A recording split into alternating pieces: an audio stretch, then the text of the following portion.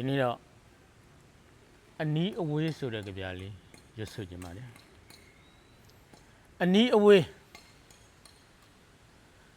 ဘက်တက်ဆိုင်ထားတဲ့ပဋိပက္ခရဲ့အန္တရာယ်ကြားမှာပါဏတ်မှုဟာရှုဆေးဆိုပါတော့ရန်သူကရှေ့ကလှုပ်ကြံဖို့စောင့်နေတယ်လို့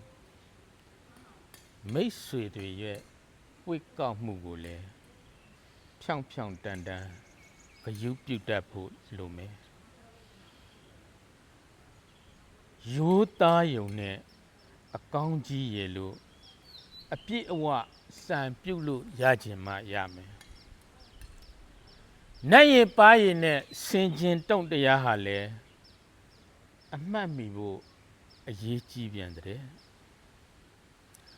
ဉာဏ်ပညာကတော့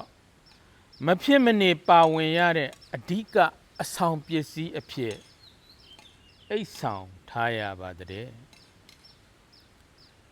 စီမင်းစည်းကမ်းတွေစနစ်တကျရှိလှခိုင်မာလွန်းလှတယ်ဆိုအောင်တော့လက်တလုံးကြားလောက်တတ်တဲ့ဒုက္ခလိန်တွေရှိနေသေးတဲ့၍စိတ်ချခြင်းကိုတတိနဲ့ခေါင်းအောင်ထားရပါလိမ့်မယ်လမ်းကတော့ဖြောင်းပါရဲ့လူတွေကကြွေကောက်လွန်းတာကြောင့်နီးလေးပဲမဲ့ဝေးခြင်း